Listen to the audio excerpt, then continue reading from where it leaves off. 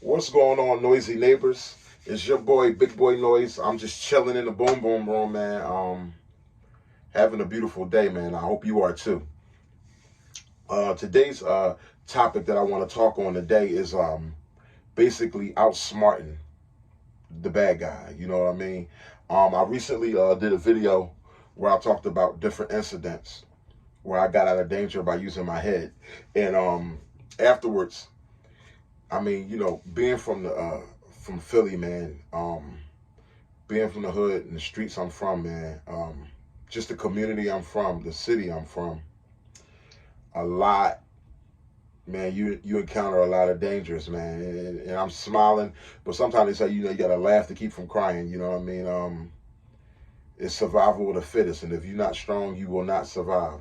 If you're not smart, you will be taken advantage of, and if you're not smart, you know what I mean, you could easily end up dead where I'm from at a very young age. And sadly, it's also at an old age. All it takes is that one moment that you don't use awareness, that one moment of unpreparedness, because sometimes end tragically. But after I shared the story last time, I shared the story on how I um this was before I was licensed to carry. I wasn't armed, but when I had learned from experiences of being in bad situations, being robbed before and stuff, how I at the bus stop when I was just trying to go to work to make to a $9.50 an hour job some years ago. You know what I mean? How the two gentlemen, I could tell they was about to rob me, how I bluffed them by keeping a hand in my pocket as if I had a gun and acting bold. Them not knowing it was the cover of the fear, you know what I mean? But acting bold, like I had a gun in my pocket, acting like I'm talking to somebody that's in the home, looking over at the houses directly across from me, saying, "Yo, come outside, man. Hey, yo, come outside," to keep them from trying to operate their move, and it was enough to distract them long enough for my bus to get there. Um, I talked about that incident, and I think I talked about another time. What was the other time when I was saying that when I outsmart? Oh, when the guys was gonna I could tell guys was trying to rob me when I was going to get some food. Mind you, this at the time in my life being a law-abiding citizen, just trying to go grab some food real fast from the Chinese store. You know what I mean? And this stuff, I mean, I'm well respected in my hood. You know what I mean? But this stuff was happening. This particular incident was on my own block. Because the thing about stick-up kids, they usually come from out of your neighborhood. They're just trying to swing through and catch a quick victim. You know what I mean? Now you have people who rob each other in their own neighborhood, but I was a little more, you know, respect. Sometimes can avoid a lot of that. You know what I mean? But as far as stick-up kids, a lot of times they just want to come from outside of a neighborhood and go into another neighborhood and then catch somebody slipping. You know what I mean? And then pull out of their neighborhood like, yo, they feel like you'll never see them again. Just totally random. You know what I mean? Just as random as when they talk about back in the day, people wanting to be initiated for a gang, just riding up on just an innocent person in a different neighborhood, killing them, and then now you into the gang, and then just escaping because it was no reason for it. It's just totally random, just person that don't not even from around that area, just quick hit and then just out, just random. You know what I mean? So that time, I outsmarted them at the Chinese store. I talked about it in the video I did, the last video I did, where I talked about three guns to my head. How I noticed they were trying to cut me off. They were going to try to cut me off. They seen the way that I came from to get to the store. They noticed I was on foot, and they were out there on the other side of the street. And as I began to just do like a half a step to go to, and maybe two steps to go in the direction I came from, I'm using my eyes, keeping my head on the swivel, which is so important. Scoured them, seeing that they was going to try to cut me off, and then I just turned back the other way, act like I was going back in the store, but instead didn't go in the store. Went around the store, which was on the corner, and then up that block, down a little block. All right, but now today I just thought about it. I said, man, there's two other times that my head has got me out of danger, and I pray that if nowadays I'm armed, which makes it even better. But I pray that you guys would use your head. Sometimes it's not always a firearm that can get you out of danger. Sometimes if you're aware enough and see something developing, you can get yourself out of danger. This particular time was I was out fishing. Me, my cousin, we're out fishing, South Philly, Schuylkill River. We going out there going after some carp or some catfish. Just me and my cousin. This was some years ago. unarmed, mind you. Now it's nightfall. It then got pitch black. Nobody's out where we are. We're on the banks of the river. You know how that goes. It's just pitch black. There's no city lights or nothing like that. Just pitch blackness.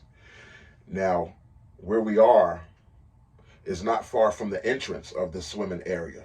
You can enter this area to swim from the street, okay? But you have to walk down a hill. And then you can, the area where we were swimming, fishing, was right here. So you enter from the street, say about a block, 2, down a steep hill. And me and my cousin were set up right there. You didn't even have to turn. We were set up right there fishing, okay, at the bottom of that hill. But mind you, the road, you can also turn, you can come down the hill, and if you turn past me and my cousin, straight back, it's just fish, it's just river all the way back, and it's just pitch black dark, and just trees and woods, just all the way back. It's a road, it's just all the way dark. Nothing you could drive, it's just a road, you could walking path all the way back. So we're right here fishing. So I noticed a guy coming down the hill. Didn't notice him until he got about halfway down. And I noticed a guy, I'm fishing my cousin, I look over, I'm like, yeah, see, it was like a Friday night, one solo guy, hoodie on, hands in his pocket, walking real mysterious, and I'm peeping him. He peeps me and my cousin out there fishing.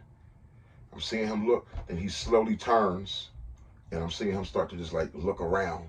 He's noticing it's pitch black. Like, yo, he looking, basically me and my cousin were like sitting ducks. We weren't armed. He probably like, yo, I'm about to rob these jokers for their money, their rides, whatever, you know what I'm saying? Or whatever, we could end up being dead bodies floating in that river. It's happened on many occasions. The Schuylkill River, they call it Schuylkill River, you know what I mean? In Philly, that's a slang. But, so he's looking around, and I notice he looks back, but it's just pitch black. As far as you can see back, it's pitch black, and it's quiet. It's only me and my cousin there. But I noticed he looked around, he looked up the road, and didn't see anything, but it's pitch black. And mind you, it goes way back for blocks up that area. So he looked up there, then he turned. I'm noticing like, who comes down to the riverbank by themselves with a hoodie on, hands in their pocket, scoping us out, and just acting suspicious like that. No destination. He's not walking with a girl. He's not just coming. Didn't even walk to the water. Just stopped at like the walking path area and just circling. He was plotting on this. I noticed this, right? I'm like, all right, we need to get up out of here. My mind thinking fast. And it was funnier afterwards. So, I'm like, all right, but I want to get out of here. I'm like, how do I get out of here? I want to get my rides. Me and my cousin got like a ride or two in the water, get our rides out the water. So I said, cuz start reeling in. I'm like, you see, dude, I think he plotting on this. But I said, don't worry about it. I said, I think dude trying to rob us, you know what I mean? I said, yo, but my cousin Pee-Pee's like, I said, don't even look. I think I said, don't even look, but there's a boy over there, the boy that came down, he plot trying to rob us or whatever. So my cousin looked, or didn't look, or like just cut his eye, like, oh, all right, cuz. My cousin just started moving fast, reeling the rides, and I started reeling one. Then I stopped before I finished reeling the rest of the ride, and I said, I turned to this area, the darkness, that road. You know, we know it's nobody out there, but he don't know it's nobody there. So I yell into the pitch black darkness, because that's what when he was looking around, he was trying to see if he was clear to do what he needed to do to us, rob us or whatever. I said, hey, y'all, Antoine. I think I yelled out a name. Hey, y'all, come on, y'all, we about to get out of here. Come on, y'all, we about to get out of here. So by me yelling, I'm bluffing them like we're there with other people who are like further up the road, but there's nobody further up the road. That moment, that gave us enough time to hurry up. We got the ride in. Mind you, in a dangerous situation, you could lead a ride, but it was like, it was such a good bluff. And I noticed as soon as I said it, he looked back there, and he just started like lingering, and then he just sat on it. He just like was stuck. He didn't know what to do. And he just like, I think he sat down on the bench, like a bench, and just was like stuck. And mind you, that time we're moving with momentum. So when I said, yo, we getting up out of here, yo, come on down, y'all, come on down. We about to get up out of here, man. You know what I mean? It's that time, you know? So real quick, got our stuff. So while he's thinking about who I'm talking to up there, we walking up the hill now. Me and my cousin walking right past him. But he's like, you know, like 40 feet, like where the bench is, but we're walking literally right past him. He stuck puzzled thinking like, yo, damn. He wanted to make a move, but he was stuck. He didn't know if other people was out there. And then when I yelled out to other people who weren't really there, he thought it was, you know, so he got out fox, you know what I mean? So thankful I was on point and thinking. Because at the time, my cousin didn't peep it. You know what I'm saying? But my cousin later was just like, cuz, unbelievable. He was just laughing. He couldn't believe that I did what I did. You know, because at that point, my cousin, I don't think he had been in a robbery situation before at that age. My cousin's a little younger than me, but at that point, he hasn't, I don't think. And he was like, cuz, you schooled me to so much. He like, so thank you. You know what I mean? Like, cuz, thank you so much. And he'll laugh when he hears this story. Cause he just was dying, and I didn't think it was funny time, but then I thought about it, I was like, yo, and I had to start laughing too. I was like, yo, we dummy routed the crap out of him, like played the crap out of the ball. Now, imagine, but the dangerous part is, imagine if he didn't fall for the bluff. You know what I mean? And that's why it's best to have yourself one of these, something short, something concealable. Get your license to carry. It's one of these, just in case your joke isn't received well. Like you might hear about T.I. tried to be a comedian and it wasn't received well. You ever see a comedian on stage and he tells a joke and the people don't laugh and then he's just stuck? Well, thank God they laughed at my joke. You know what I mean? He bit the bait. But just in case they don't bite the bait, you got something like this. This would have been great to have with me that day as a backup plan. You know what I mean? Always try to do anything you can to avoid taking somebody's life. You know what I mean? Anything you could do to avoid having to use these things right here, okay? But it would have been great to have, it would have been comforting to have. And I would have did the same thing to get on up out of there, you know what I mean? Because it's like, dude, I don't want to have to lay nobody flat out here, you know what I mean? That's not what we aim to do. We regular citizens, man, hardworking, just good, honest, you know, people, living our lives, loving our wives, you know what I mean? Loving our children, that's all we trying to do. A lot of people that's new to the gun community, or some of you who may watch this video and say, look at dude, all the guns on his wall. I just like to shoot guns, man. I like to target shoot. All these guns do different things, okay? And of course, I like to protect my family, my life, the life of others. But it's just all about being alert. You know what I mean? Something like this, Springfield XD, short, compact, but it holds 13 plus 1. That's 14 rounds of 9mm. Look at this little short. Look at that, man. Look how short it is. Put the little flush mag. It comes with a flush mag and a 17-round mag. Put that little flush mag, something like that, conceal. Not too long after that, I began to conceal this when I was out fishing. Springfield XD. Concealing that when I was out, when I'm out fishing in the dark. You know what I mean? And it's getting late and stuff like that, man. You got to be careful out there, guys. But that's just basically keep your head on a swivel. When you at gas stations, when you at ATMs, you ever been taught, for those of you who know how to swim, you were taught in between strokes, you breathe a little bit, get a quick breath while your head is that way. Get a quick breath while your head is to the side as you're stroking. Same thing when using ATM, same thing when using the gas pump. Breathe in between. You pumping gas, you picked 87 or 89, you begin pump. Look around, head on a swivel, breathe in between. Pay attention. You at the ATM machine, you swiped your card. Stand up real quick out of nowhere, straight. Just look around in that Wawa or whatever you in. Breathe in between, see what's going on. Then go back to pushing the number, then step back. Breathe in between. Keep your head on the swivel. Because this gun can't defend you from something that you don't see developing. Okay? I would rather you see it developing from afar and be able to react than you last minute, a gun in your face, trying to reach in your holster and pull out this gun. You're going to get your brains blown out, okay? And you're going to get somebody else killed. So guys, keep your head on the swivel. Don't never be afraid to outsmart the bad guy. Another quick story. I remember I was with my same young cousin. And now this was early morning. It was a Sunday morning. We going to the we in South Philly, about to run to the store to get some food. About to have a little football party. I'm a big Eagle fan, in case you don't know. Now you do know. Me and my cousin, we just so joyful talking about now what we gonna do to beat the Giants. We're gonna play the Giants. What we gotta do to beat the Giants, blah, blah, blah. McNabb, we really need him to come out. We had McNabb at quarterback. And we would just talk about the game as we go into the store, doing our traditional thing, go to the market to get some food, going to the store. But as we're going on our way, walking to the store, we in the hood of South Philly. This one guy, younger guy, just peeping. He's peeping how positive energy were, but he took that as weakness. He doesn't realize I'm very aware. So he's peeping us, but I'm peeping the way he's looking at us. And I just felt, I got that feeling, just the bad energy. I got that feeling, I sensed it out. We cross paths, we go our way to the store. He keeps walking up this way, and then he turns at the top of that block. So I'm like, okay, we walk past him. This is us. We walking past him. We go this way. We angled across the street to go around the corner to the store.